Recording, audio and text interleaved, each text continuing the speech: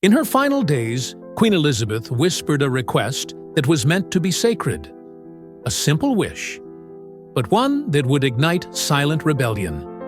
What could cause Catherine, dutiful, poised, beloved, to quietly refuse a royal relic tied to the Queen's last breath? Behind closed doors, a war of emotion, symbolism, and power was already unfolding. Before we uncover what this truly means for the royal family, make sure you're subscribed. Moments like this shape history quietly. And what comes next matters more than you might expect. The Queen was fading. Balmoral's stillness had taken on a new, eerie gravity. The air inside the room was sharp with the scent of lilies, the silence broken only by the soft rustle of silk and the subtle beeping of medical monitors. Elizabeth, once the most immovable force in the monarchy, lay impossibly small in her canopied bed, her breath shallow, her strength flickering like candlelight. Yet, even then, her gaze cut through the room with purpose. She wasn't finished. Not yet. Surrounding her were those deemed worthy of her final moments. Charles, standing pale with tension, Camilla at his side, stoic, unreadable. Two trusted aides remained in the background, discreet and watchful. But it was Catherine the Queen looked for. When she arrived, the Queen's hand twitched, beckoning her forward. The room held its breath. No grand speeches, no formal declarations. Just a whisper, rasped with urgency. Wear the Windsor Starfire tiara at the next state banquet. For the crown. For continuity. Time froze. Charles blinked, visibly startled. Camilla shifted in her seat, exchanging a glance with one of the aides. A silence fell so thick it could suffocate. The tiara. Not just any tiara, but that one. The Windsor Starfire. A piece not seen in public for nearly a century, its absence never explained, its name rarely spoken aloud. There it was again, spoken from the Queen's lips like a buried spell. The room seemed to shift. A chill passed between the living and the legacy. Everyone knew the stories. Or rather, they knew enough not to ask. The Starfire tiara had vanished decades ago, quietly extracted from the public catalog of royal jewels and locked away. Whispers told of its darkness, of grief and ruin trailing every woman who wore it. Queen Mary, Queen Alexandra, even a young Elizabeth briefly. All left marked. Yet here it was, called forth again at the very brink of death. And not for Camilla, not for the vault, but for Catherine. All eyes turned to her. Her expression gave away nothing. She stepped closer to the Queen, gently took her hand, and nodded. Once. But as she stood upright, something changed. A flicker of conflict crossed her face. Her lips parted. And then, silently, she shook her head. Not out of disrespect, not out of fear, but something deeper. A refusal not just of an object, but of everything it represented. The Queen closed her eyes again. No one spoke. The decision hung in the air like gunpowder, daring someone to strike a match. A centuries-old tradition fractured in that moment, not with thunder, but with quiet resistance. And the palace, for all its protocols and power, trembled under the weight of what had just occurred. Because, when a future queen refuses the dying wish of the longest reigning monarch, it is not a small act. It is an earthquake beneath the throne. But to understand why Catherine would reject a queen's dying wish, we must first ask, what is the Windsor Starfire tiara, and why was it hidden away for generations? It was never displayed, never photographed, never loaned. Buried deep within the royal vaults beneath Windsor Castle, the Starfire tiara vanished from public record nearly a century ago. Whispers call it cursed. Historians call it redacted. But its reemergence on Elizabeth's lips changed everything. In the underbelly of Windsor Castle, far beyond the reaches of public tours and away from polished history books, there exists a chamber few acknowledge and fewer still have entered. Vault E7. It is not marked.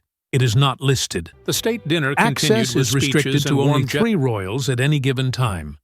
This isn't just security. It's secrecy, sanctioned and encoded into protocol. And among the artifacts sealed behind its reinforced doors lies the piece no one was supposed to speak of. It was the Windsor Catherine stepped Starfire forward. Tiara. Its story doesn't begin in light. It begins in shadow. The last confirmed appearance of the tiara was in the 1920s, atop the regal crown of Queen Mary. Photographs from that era mysteriously omit it. Paintings of her likeness changed over time, with the piece gradually vanishing from canvases. And soon, from memory. But the pattern that followed could not be erased as easily. Shortly after wearing it at a private dinner in 1928, Queen Mary lost her youngest son to a sudden illness. The grief consumed her. Finer details. She never wore the Starfire again. Days later, it was locked away. From that point on, something odd happened to the royal jewel records. And Beginning if that in happened, 1931, the contents wouldn't just entire stay within the pages family. were blacked out. They would go to leaders across the Archives labeled Commonwealth. damage Every restoration person or who had whispered in about her review silence remained permanently closed. And yet, no other piece from the royal collection had ever been documented, then redacted, then buried. Until the Starfire. Former royal staff who served the Queen Mother in her later years have whispered of it. One maid claimed she once saw it in a display case, briefly opened by mistake About the during a late-night responsibilities that come rearrangement. with being not just Her words were chilling. It didn't sparkle. It pulsed. but did Another those aide lessons recalled truly being shape told her? as a warning. Every woman who wore that thing suffered, and they always tried to hide it afterward. What was it about this tiara that seemed to defy tradition and twist fate? Was it just superstition layered over trauma, or something deeper that no royal dared admit aloud? Descriptions passed down If the through dearly generations of departed's royal will jewelers is speak unclear. of a tiara unlike any other. Crafted in the late 1800s for a foreign queen and acquired through undisclosed means, it bore an arc of black diamonds so dark they reflected nothing. Interwoven were moonstone crescents, pearlescent but cold to the touch, and at its heart a single blood-red ruby set in a sunburst frame. A gem said to burn under candlelight and dim only when worn. Its design was A described life as of regal service, yet aggressive, carried with grace, unyielding. a legacy It didn't that complement continues the to wearer. echo. It consumed her. And yet, Elizabeth never had it destroyed. Though she feared it, she protected it. In her Catherine's journals, necklace some of didn't which just have never shine. been released in full, she refers to it only once, in a passage dated 1962. A life where one Let simply it points a rest, gloved but finger not at a be velvet lost. box. The crown must remember even what it We dares often not imagine wear. that being a queen is Her a matter of decision pure to preserve fantasy. it and ultimately pass it on to Catherine was not an oversight. It was deliberate. And in her final act, she summoned it once more. But not to punish, to preserve legacy. The Starfire wasn't merely jewelry. It was a reckoning. And Catherine, the future queen who was never supposed to wield that kind of ancestral weight, became the final target of its legacy. Yet she stepped back, not from fear of what it was, but from something far more personal. Because her refusal wasn't born in a vault, it began years earlier, with a gift she was never meant to receive. Among the silks and diamonds of her royal wedding gifts, Catherine found a single envelope tucked beneath a velvet case. Unsigned, undated, but unmistakably personal. Its contents would follow her like a shadow through every palace hallway, and steer her future away from the Queen's final command. The wedding of Catherine and William was a spectacle of history, legacy, and tightly controlled celebration. Beneath the surface of pageantry, however, lay the unspoken weight of inheritance, the subtle transfer of power, expectation, and secrets.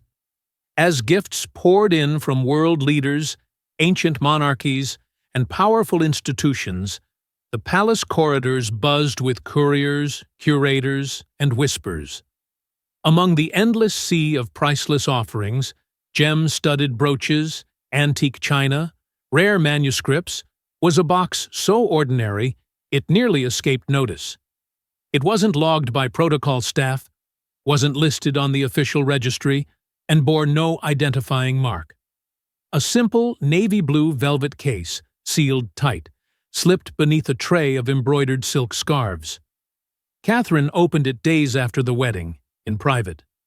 Inside lay a single hair comb, elegant but modest by royal standards, carved of deep sapphire with tiny diamond accents curling like frost along its edge.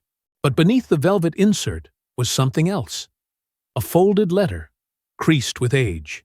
It bore no name, no salutation. Only a sentence in looping, slanted handwriting that made Catherine's pulse freeze.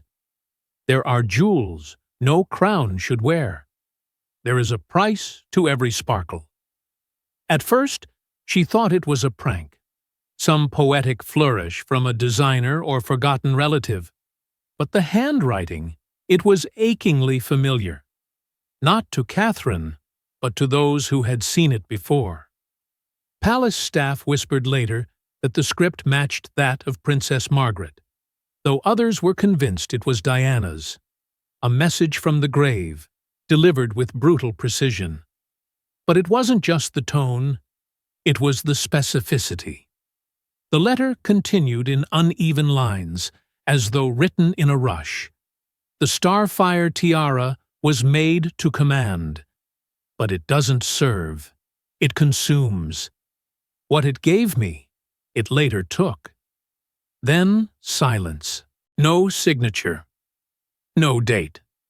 Just a sense of desperation woven between the words, like someone trying to warn her or absolve themselves. Catherine never showed the letter to William.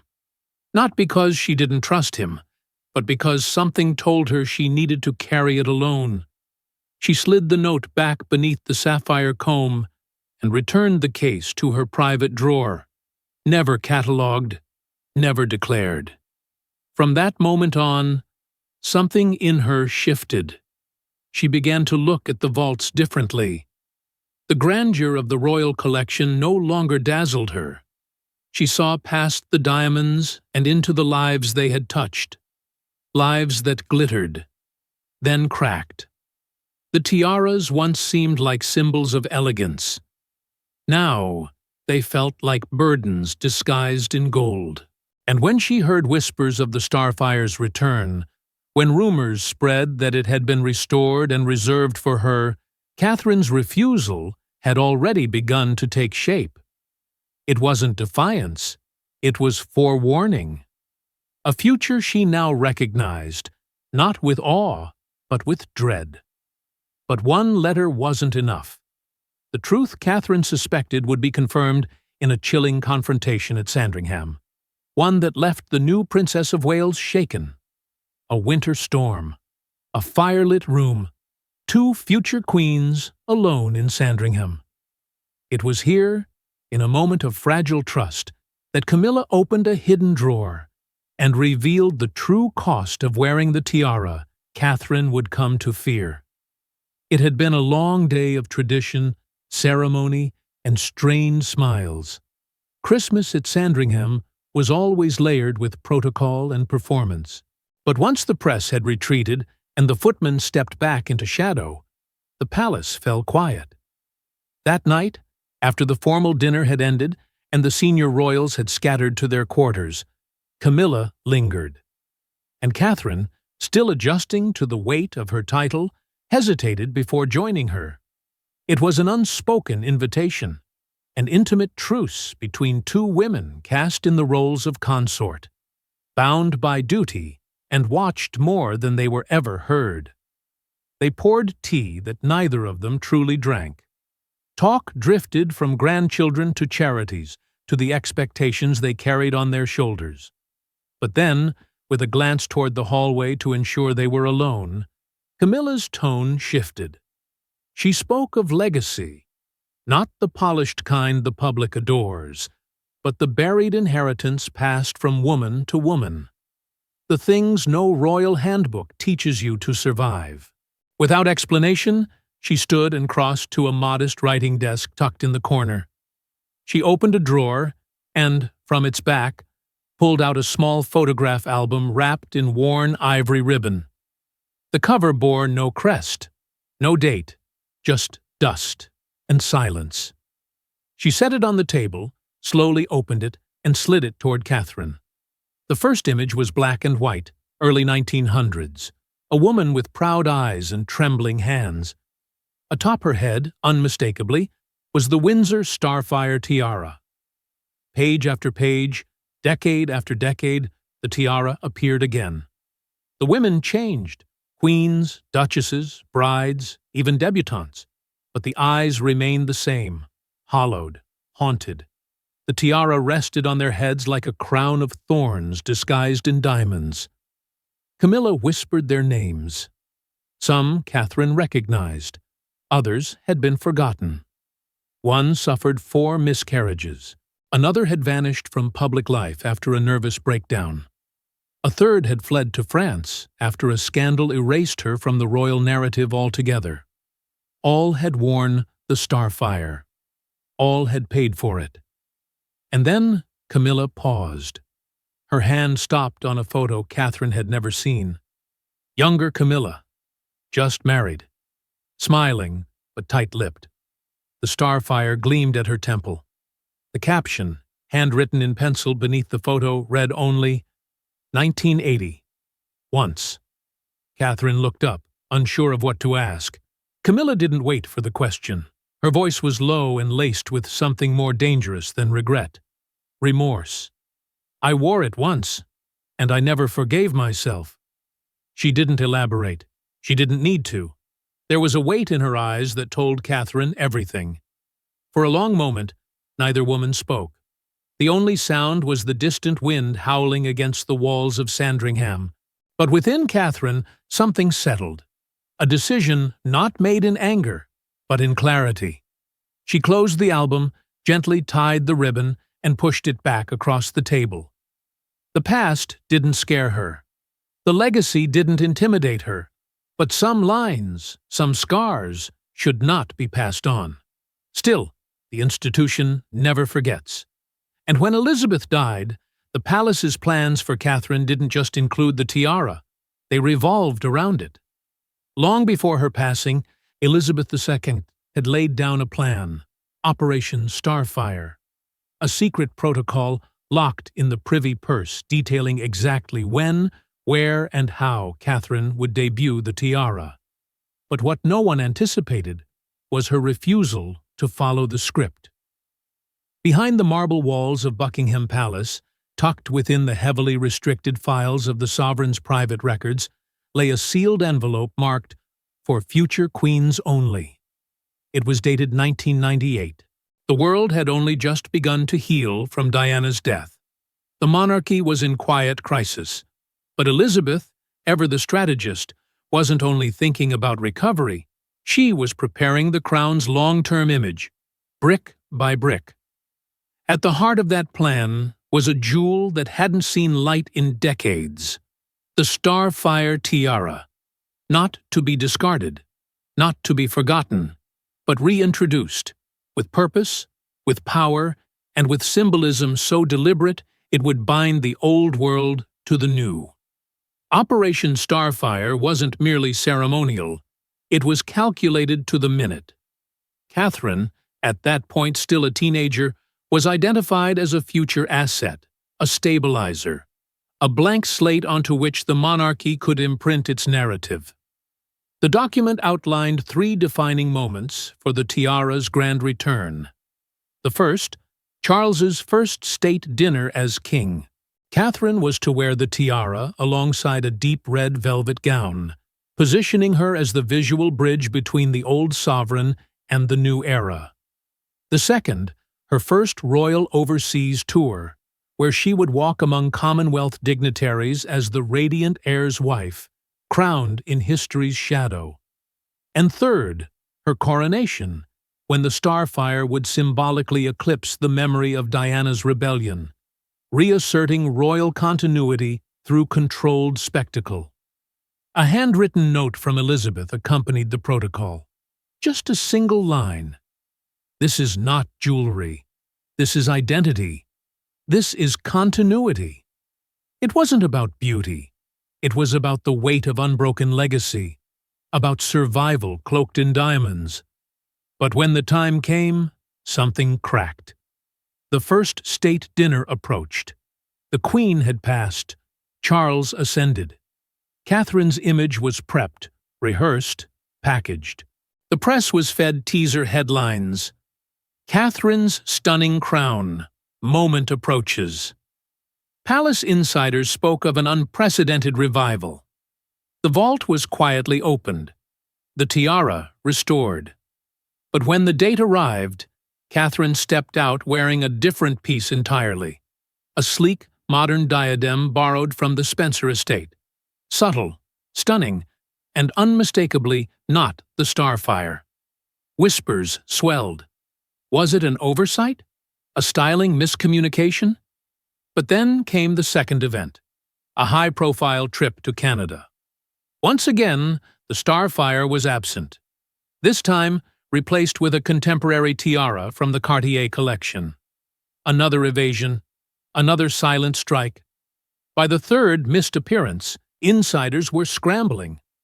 One aide reportedly confessed, "They built her entire image arc around this moment, and she simply unspooled it."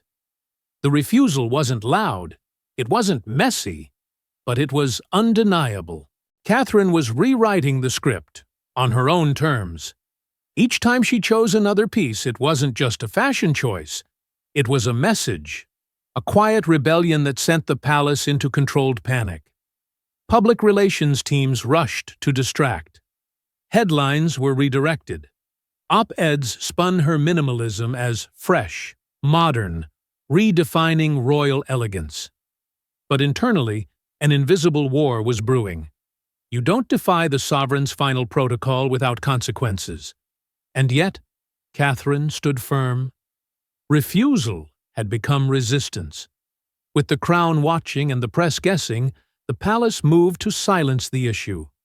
But one royal biographer refused to let the story disappear. He was promised access.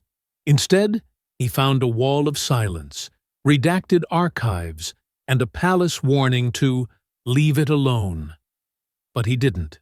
And what he discovered in a locked archive box nearly cost him his career and exposed a secret royal pact. James Hadley was no stranger to controversy.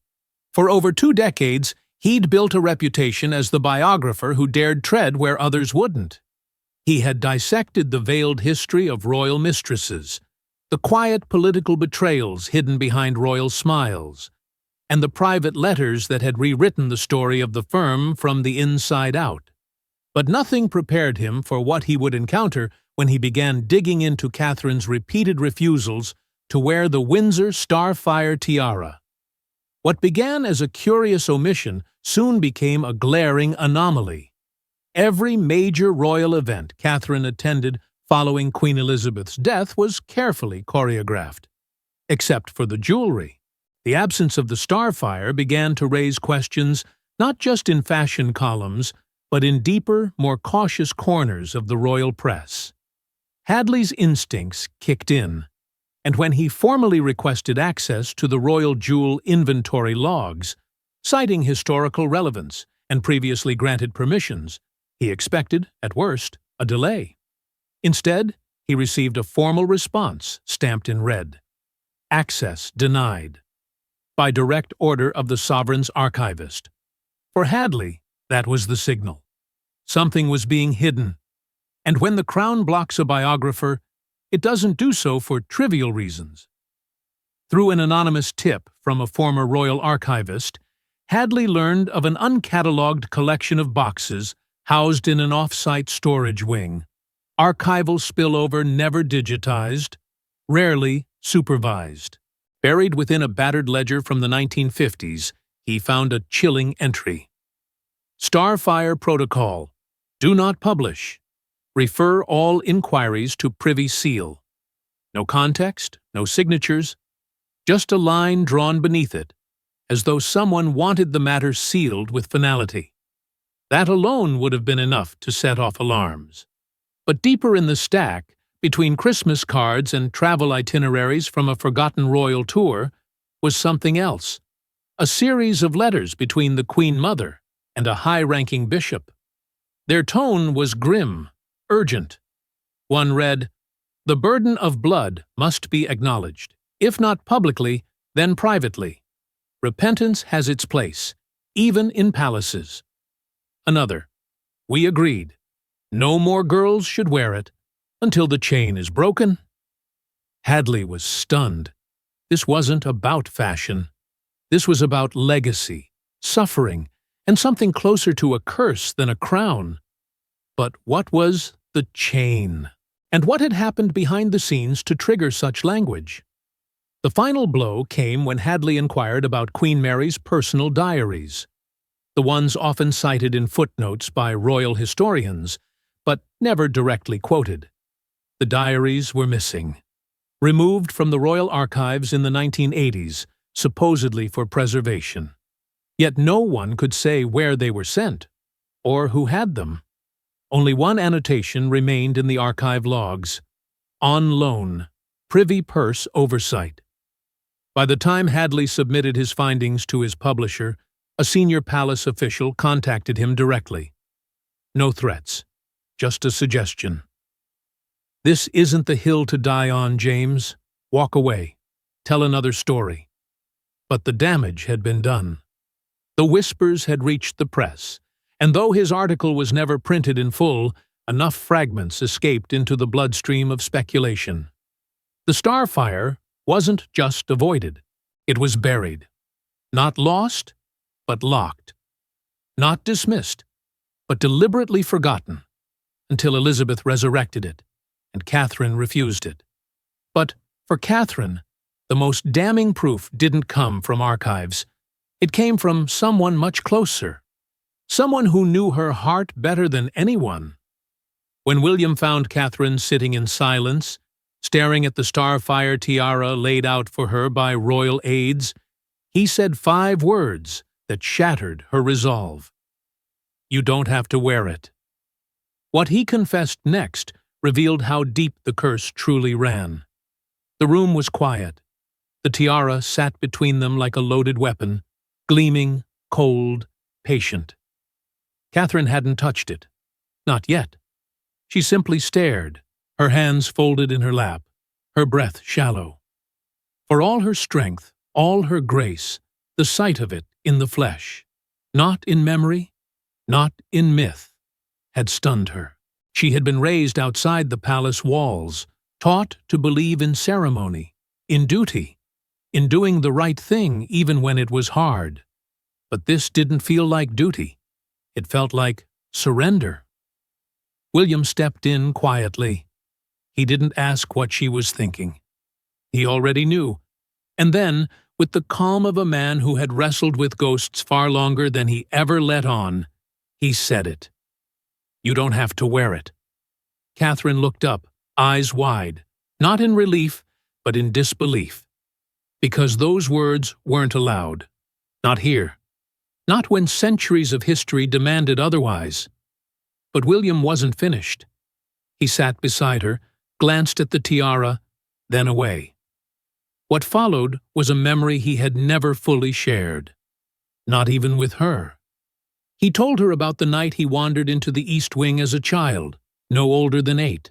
He had been searching for Diana, and found her instead sitting on a bench outside the vault room, crying. She wasn't loud. Her sobs were the kind that came from exhaustion, not grief. She held a small velvet case in her lap. William approached, and Diana looked at him through tears, then whispered something he never forgot. "I should have said no." He hadn't understood it then. But years later, he realized what the case held. The Starfire Tiara. It had been presented to her in private, away from the cameras, as a test of sorts. A gesture from the Queen, wrapped in expectation. Diana never wore it, never spoke of it again. But the moment lingered in William's mind like a wound that never closed. Now, the pattern threatened to repeat. William admitted that he too had doubts about the symbols they were told to uphold. He had seen what tradition demanded and what it took. He had watched the monarchy break women in silence, demanding they smile as they shattered, and he refused to watch it happen again. Together, in that room, Catherine and William made a pact, not a public one, not one etched in marble or announced from a balcony. A quiet vow between two people who loved the crown but refused to bleed for it. We start something new. Catherine's tears came then, not from fear, but from the release of a burden she hadn't realized she'd been carrying since the day of that letter. The Starfire would not crown her. It would not define her. It would return to the vault, where it belonged. The decision was made. Permanent. Unshakable. But defying the monarchy comes at a cost. And when Catherine made her final decision public, the crown responded not with fury, but with silence. There was no public reprimand, no leaked anger, just sudden absences, cancelled appearances, a withdrawn honor, and beneath the surface, the full weight of the monarchy recalibrating itself without its brightest jewel. After Catherine's quiet but definitive rejection of the Starfire Tiara, the firm didn't erupt in outrage. It did something far more calculated. It distanced. The first sign was subtle.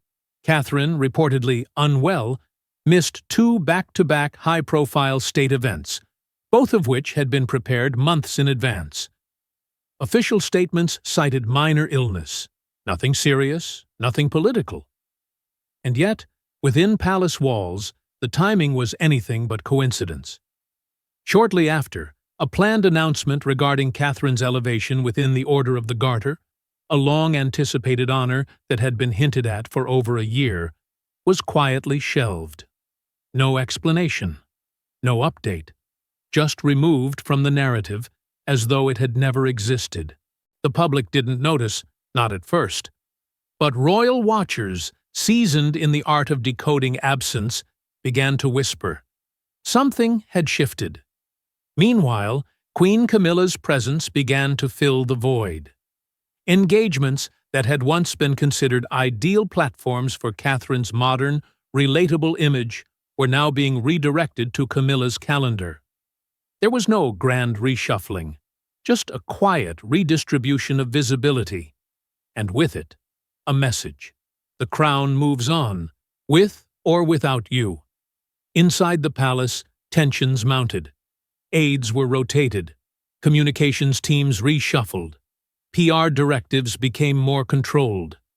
When asked directly about the Starfire's future, official responses were clipped. No comment. Internally, it was worse. Senior courtiers, some of whom had championed Operation Starfire for decades, approached Catherine with a series of increasingly veiled requests to reconsider. Where at once? For continuity. For the Queen's memory. For optics. But every time, she said no. Firm. Calm. Unmoved. Behind the stoic palace facade, the refusal had become a rupture. Not loud enough to explode, but deep enough to alter the course of succession strategy. The woman once hailed as the monarchy's most polished asset had dared to step off script. And in return, the machine began to recoil. Not with rage, but with silence. A cold, deliberate tightening of the reins. Catherine wasn't cast out. She was placed in pause, and yet, through it all, she stood still. The tiara remained unworn, its box unopened, its curse unclaimed. But the starfire tiara remains untouched, unseen, until a single image leaks that reignites everything. A grainy photo, a glass case, and a black diamond tiara visible for just 4 seconds in a viral clip. The starfire has reappeared, but not on Catherine's head. The real question now, who has it? And what does it mean for the monarchy's future? The video was supposed to be innocuous, just a behind-the-scenes clip posted by a junior palace staffer during a routine logistics walkthrough. Meant to showcase florals for an upcoming garden reception, the footage seemed harmless. But somewhere in the 30-second reel, as the camera panned across an archival hallway closed to the public, something flickered. A flash of black stones, a blood-red glint. A tiara, half obscured by glare, caught in a glass cabinet's reflection, resting on a velvet base, unmistakable to those who knew what to look for. Within hours, the internet had frozen the frame. Zoomed, enhanced, compared, debated, and confirmed. The Windsor Starfire tiara had been moved. Not only was it out of the vault, it was now visible, prepared, lit, displayed. Theories erupted. Was it staged? An internal test? Or a deliberate leak to gauge public sentiment? More disturbingly, was it a silent signal that the crown was ready to try again, but with someone new? Attention turned sharply to Princess Charlotte. Still a child, but a future royal woman whose destiny is already being shaped. Some saw the leaked image as a harbinger. The monarchy, ever reliant on continuity, might already be planning her inheritance. And unlike her mother, Charlotte might not have the luxury of saying no. After all, the tiara's legacy isn't just one of possession. It's of pressure, obedience, sacrifice. The symbolism now cuts deeper than diamonds. The starfire has become more than a jewel. It's a battleground between tradition and evolution, between control and autonomy. Some traditionalists applauded its potential return, calling it a revival of sacred legacy. Others recoiled, accusing the institution of perpetuating a toxic relic, a piece that, by every account, has only brought sorrow to those who wore it. And through it all, Catherine remains silent. No interviews, no statements, not even a glance in the direction of the rumors. But her silence is not absence, it's defiance. A message louder than words. Her choice stands, even as the crown quietly strategizes a future without her cooperation. The image of the tiara, dark and glinting behind glass, has now taken on a life of its own. A shadow over the monarchy's golden script. A reminder that not every jewel shines with pride. Some gleam with warning. The tiara may remain unworn, but its presence haunts every hallway of the palace. And as the next generation rises, one question remains. Will Charlotte one day be asked to wear the crown her mother refused? Thank you for watching. Don't forget to like and subscribe. We'll see you next time.